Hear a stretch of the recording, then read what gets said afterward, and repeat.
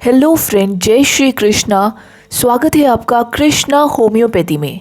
हमने अब तक प्रीवियस में 2 सेशन में जाना था कैसे आप लोग अपने ट्राइग्लिसराइड को प्लस कोलेस्ट्रॉल के लेवल को कम कर सकते हैं और कैसे ये आपकी बॉडी में बढ़ जाते हैं। आज हम इसके फाइनल पार्ट को कवर करेंगे और जानेंगे कुछ होम्योपैथी दवाइयों के बारे में जो आपके ट्राइग्लिसराइड के लेवल को और कोलेस्ट्रॉल के लेवल को बैलेंस करेंगी। आज की वीडियो में हमारा पूरा फोकस यही होगा कि आपकी प्रॉब्लम को नेचुरली ठीक किया जाए। आपको होम्योपैथी दवाई लेने की भी ज़रूरत ना पड़े। आप सिर्फ अपनी लाइफस्टाइल में चेंजेस करके अपनी प्रॉब्लम को 100% सॉल्व कर पाएँ। इसलिए आप सभी से रिक्वेस्ट होगी, आप लोग एक कॉपी पेन को अपने पास में लेकर के बैठिएगा ताकि आप इन पॉइंट को नोट डाउन कर सकें। तो चलिए आज के डिस्कशन को स्टार्ट करते हैं विदाउट वेस्ट टाइम। सबसे पहले हम होम्योपैथी दवाइयों के बारे में जानेंगे। कोलेस्ट्रॉल को कम करने की होम्योपैथी में सबसे अच्छी मेडिसिन है कोलेस्ट्रेनियम। आपको इसकी 30 पोटेंसी का इस्तेमाल करना है।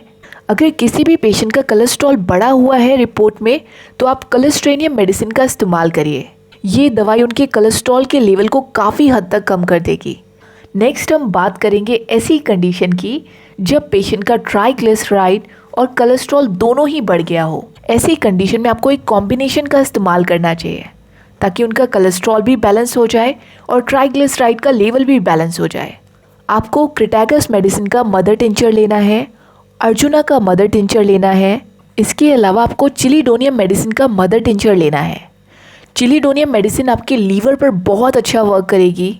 अगर पेशेंट के कोलेस्ट्रॉल बढ़ने के साथ साथ उनको इनडाइजेशन का प्रॉब्लम रहता है, उनको भूख सही से नहीं लगती यानी एपेटाइट वीक है, तो ये मेडिसिन उनके लीवर पर बहुत अच्छा वर्क करेगी। तो आपको इन तीनों मदर टिंचर का इस्तेमाल करना है। आप चाहें तो इसे अलग अलग भी ले सकते हैं या आप इन तीनों को इक्वल अमाउंट में मिक्स करके एक बॉटल में फिल कर लें और इसको दिन में 2 बार 15 to 20 ड्रॉप आधे कप गुनगुने पानी के अंदर लें। ये तीनों ही मेडिसिन के कोई भी साइड इफ़ेक्ट नहीं है। ये आपके लीवर पर अच्छा वर्क करती है, आपके हार्ट पर अच्छा वर्क करती है और मोस्ट इम्पॉर्टेंट बात, ये आपकी आर्टरीज़ को फ्लेक्सिबल बनाती है। इसके अलावा आप चाहें तो इसमें गुटेरिया का भी मदर टिंचर डाल सकते हैं। उसे भी आपको इक्वल अमाउंट में देना है। ये आपके गुड कोलेस्ट्रॉल को बढ़ाएगा और बैड कोलेस्ट्रॉल को कम करेगा। ये कॉम्बिनेशन ऐसी प्रॉब्लम पर बहुत अच्छा वर्क करता है। देखिए, यहाँ पर आप लोगों को एक बात समझनी होगी। अगर आपका ट्राइग्लिसराइड का लेवल बढ़ गया है तो आपको अपनी डाइट में बहुत सारे चेंजेस करने होंगे।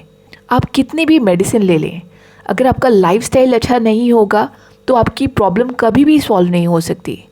आप सिर्फ उस प्रॉब्लम को सप्रेस कर सकते हैं लेकिन उस प्रॉब्लम को 100% सॉल्व नहीं कर सकते। तो अपने लाइफस्टाइल को ऐसा रखिए ताकि आपको किसी भी मेडिसिन की ज़रूरत ही ना पड़े। ट्राइग्लिसराइड के लेवल को कम करने के लिए आपको रिफाइंड ऑयल का इस्तेमाल बिल्कुल रोकना होगा। इसकी जगह पर आप लोग कच्ची घानी मस्टर्ड ऑयल का इस्तेमाल कर सकते हैं। ये आपकी आर्टरीज़ को फ्लेक्सिबल बनाता है, जबकि रिफाइंड ऑयल आपकी आर्टरीज़ में ब्लॉकेज को क्रिएट करते हैं। तो सबसे पहले अपने कुकिंग ऑयल को आपको चेंज करना होगा। इसके अलावा आपको जंक फूड, मार्केट में मिलने वाले प्रोसेस्ड फूड और जितने भी ट्रांस फैट फूड होते हैं उन सभी को अवॉइड करना होगा। और सबसे इम्पॉर्टेंट बात, आपकी बॉडी में ट्राइग्लिसराइड का लेवल तब बढ़ता है जब आप लोग ओवर ईटिंग करते हैं, यानी आपकी बॉडी के अंदर एक्स्ट्रा कैलोरीज जाती है। वही कैलोरीज आपकी बॉडी में जाकर फैट के रूप में स्टोर हो जाती हैं। तो आपको अपने फूड के प्रोपोर्शन पर कंट्रोल लाना होगा, यानी ओवर ईटिंग आपको बिल्कुल नहीं करनी है। कोशिश करें आपको जितनी भी भूख लगती हो उसका 70% ही खाएं। ऐसा करने से आपकी बॉडी के अंदर जो स्टोर फैट है वो धीरे धीरे करके बर्न होने लगेगा और आपकी प्रॉब्लम काफ़ी हद तक सॉल्व हो जाएगी। आपको अपनी डाइट के अंदर सिंपल कार्ब्स की जगह पर कॉम्प्लेक्स कार्ब्स को चुनना होगा ताकि आपकी बॉडी के अंदर ब्लड शुगर लेवल स्पाइक ना हो। तो आप लोग गेहूं के आटे की जगह पर मल्टीग्रेन आटे का इस्तेमाल कर सकते हैं। ये कॉम्प्लेक्स कार्ब माने जाते हैं। आप लोग नाश्ते में ओट्स का इस्तेमाल कर सकते हैं। ये भी एक बहुत अच्छा ऑप्शन है कॉम्प्लेक्स कार्ब का। तो आपको अपनी डाइट को बहुत ध्यान से सिलेक्ट करना होगा ताकि आपकी प्रॉब्लम आगे ना बढ़े। अगर आपकी बॉडी में कोलेस्ट्रॉल का लेवल बढ़ गया है तो आप एनिमल फूड को कम्प्लीटली अवॉइड कर दें। अगर आप लोग किसी भी तरीके का नॉनवेज का सेवन करते हैं तो आपकी बॉडी में कोलेस्ट्रॉल का लेवल और बढ़ेगा। देखिए, कोलेस्ट्रॉल आपकी बॉडी के अंदर किसी भी प्लांट बेस्ड प्रोडक्ट से नहीं बढ़ता है। तो जो मार्केट में ऐड दिखाए जाते हैं कि ये ऑयल कोलेस्ट्रॉल फ्री है, ये कम्प्लीटली फेक ऐड होते हैं। इसमें कस्टमर को अट्रैक्ट करने के लिए झूठ बोला जाता है, क्योंकि किसी भी प्लांट बेस्ड प्रोडक्ट के अंदर कोलेस्ट्रॉल होता ही नहीं है। तो कोई भी ऑयल आपका कोलेस्ट्रॉल वैसे भी नहीं बढ़ा सकता, लेकिन कंपनी अलग से पैकेट पर लिखती है कि ये ऑयल कोलेस्ट्रॉल फ्री है, जबकि ये बताने की जरूरत होनी भी नहीं चाहिए। ये प्योर मार्केटिंग होती है कस्टमर को अट्रैक्ट करने के लिए। आप लोगों को ऑयल को सिलेक्ट करते वक्त सिर्फ इतना देखना चाहिए कि इस ऑयल को प्रोसेस किया गया है या अनप्रोसेस ऑयल है। जैसे कि कच्ची घानी का सरसों का तेल होता है, ये आपकी आर्टरीज को फ्लेक्सिबल बनाने का काम करता है। अगर आपको गाय माता का प्योर घी मिलता है तो आपको इसका इस्तेमाल करना चाहिए। ये आपकी बॉडी में गुड कोलेस्ट्रॉल को बढ़ाएगा और बैड कोलेस्ट्रॉल को कम करेगा। तो आई होप आपको यहाँ पर ये पॉइंट क्लियर हो गया होगा कि जिनका भी कोलेस्ट्रॉल बढ़ गया है, ट्राइग्लिसराइड बढ़ गया है, उन्हें क्या खाना चाहिए। वैसे बहुत सारे और भी ऑप्शन हैं जिनका पेशेंट इस्तेमाल करें तो बहुत फ़ायदा होगा। जैसे कड़ी पत्ता एक बेस्ट ऑप्शन है आपके कोलेस्ट्रॉल को बैलेंस करने का, यानी ये डायबिटीज़ पेशेंट के लिए अच्छा है, ये हाई बीपी के पेशेंट के लिए अच्छा है, और मोस्ट इम्पॉर्टेंट ये आपके हार्ट के लिए बहुत अच्छा टॉनिक है। इसके अलावा आपको रोज़ सुबह एलोवेरा का जूस पीना चाहिए। ये भी एक बहुत अच्छी होम रेमेडी है आपकी बॉडी में कोलेस्ट्रॉल को कम करने के लिए। इसके अलावा आप लोग मोरिंगा लीफ का इस्तेमाल कर सकते हैं। यानी ये सब डाइट को फॉलो करके ही आप अपनी प्रॉब्लम को सॉल्व कर सकते हैं। दवाइयाँ लेना किसी भी प्रॉब्लम का सल्यूशन नहीं हो सकता। नेचर ने हमें ऐसे बहुत सारे फूड दिए हैं जिसका इस्तेमाल करके आप अपनी हर प्रॉब्लम को सॉल्व कर सकते हैं। जैसे लौकी का जूस एक बहुत अच्छा ऑप्शन है आपकी बॉडी में कोलेस्ट्रॉल को बैलेंस करने का, ट्राइग्लिसराइड के लेवल को बैलेंस करने का। इसकी सबसे अच्छी खूबी है कि इसका नेचर एल्कलाइन है, जिसकी वजह से ये आपके ब्लड के एसिड लेवल को बैलेंस करता है। यानी ब्लड के अंदर जो टॉक्सिन बढ़ जाते हैं उसे कम करता है। तो आपको रोज़ सुबह 1 ग्लास लौकी का जूस पीना चाहिए ताकि आपकी ये प्रॉब्लम बहुत ही जल्दी सॉल्व हो जाए। इसके अलावा दालचीनी यानी सिनेमन स्टिक और अर्जुन की छाल, इसका काढ़ा बनाकर आप लोग ले सकते हैं। इसका इस्तेमाल बरसों से आयुर्वेद में किया जा रहा है। आयुर्वेदिक टेक्स्ट के अकॉर्डिंग ये दोनों ही औषधि आपके हार्ट के लिए बहुत अच्छा टॉनिक मानी जाती है। ये आपके ब्लड वेसल्स को क्लीन करेगा और ब्लॉकेज आने से रोकेगा। तो ये एक बहुत अच्छी होम रेमेडी है कोलेस्ट्रॉल और ट्राइग्लिसराइड को बैलेंस करने के लिए। देखिए, कोलेस्ट्रॉल और ट्राइग्लिसराइड के बढ़ने की वजह से बहुत लोगों की जान जा रही है। इसलिए हमारी कोशिश यही होगी कि आपको इस टॉपिक को बहुत आसान भाषा में समझाया जाए। कोई भी टेक्निकल टर्म का हम लोग इस्तेमाल नहीं कर रहे हैं, ताकि हर कॉमन मैन को ये समझ में आ सके और वो अपने कोलेस्ट्रॉल और ट्राइग्लिसराइड के लेवल को कम कर सके बिना होम्योपैथी दवाइयों के। आप लोग एक बात और याद रखिएगा, जो लोग फिज़िकल एक्सरसाइज नहीं करते यानी दिन भर बैठे रहने का काम करते हैं, उनको ये प्रॉब्लम सबसे ज़्यादा होती है। तो अपने लाइफस्टाइल को आपको एक्टिव रखना होगा। आपको दिन भर में कम से कम आधे से 1 घंटे वॉक करनी चाहिए, ताकि आपकी बॉडी में गुड कोलेस्ट्रॉल का लेवल बढ़े।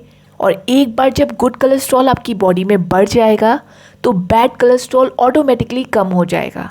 तो आपको वॉक तो डेली करनी चाहिए, स्पेशली रात के टाइम पर जब आप लोगों ने डिनर कंप्लीट किया है उसके बाद आपको वॉक करनी चाहिए, ताकि रात में जब भी आप सोने के लिए जाएं उस टाइम पर आपका खाया गया खाना ऑलमोस्ट डाइजेस्ट हो चुका हो, आपकी बॉडी को प्रॉपर हीलिंग टाइम मिल पाए। इसलिए अपने लाइफस्टाइल को आपको एक्टिव रखना होगा। आपको योग करना चाहिए। कपालभाति, अनुलोम विलोम, भ्रामरी जैसे आसन आपकी बॉडी के हर एक सेल्स को प्रॉपर ऑक्सीजन प्रोवाइड कराएंगे और इससे आपकी प्रॉब्लम काफ़ी हद तक सॉल्व हो जाएगी।